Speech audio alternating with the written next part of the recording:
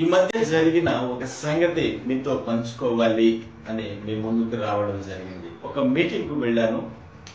ఆ మీటింగ్ లో ఉన్నప్పుడు ఆ వర్తమానికుడు మాట్లాడుతూ, మీరెంత మందిని, అది సేవకుల కూడిక, మీరెంత మందిని సువార్త చెప్పి రక్షణలోకి నడిపించగలిగారో దానిని బట్టే మీకు పరలోకంలో ఫలము కలుగుతుంది అని అనుకుంటున్నారా అన్నారు. దాదాపు అందరం అదే అనుకుంటాం కదా, సేవ చేస్తున్నాం కాబట్టి ఎంతమందికి సువార్తను చెప్పి రక్షణలోకి నడిపించగలిగామో దానిని బట్టే దేవుడు ప్రతిఫలం ఇస్తాడు అనే మనసు దాదాపు అందరం కలిగి ఉంటాం కదా.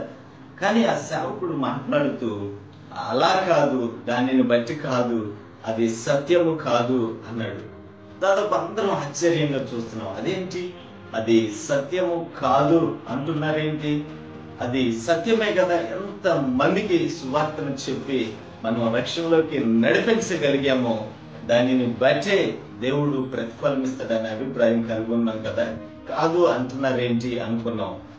కానీ ఆ తరువాత ఆ వర్తమానికుడు తెలియపరుస్తున్నాడు, మీరు ఎంత మందిని రక్షణలోకి నడిపించగలిగారో దానిని బట్టి కాదు, కానీ మీ ప్రతిఫలం ఎంత మందికి సువార్తను తెలియపరిచారో దానిని బట్టే దేవుడు మీకు ప్రతిఫలము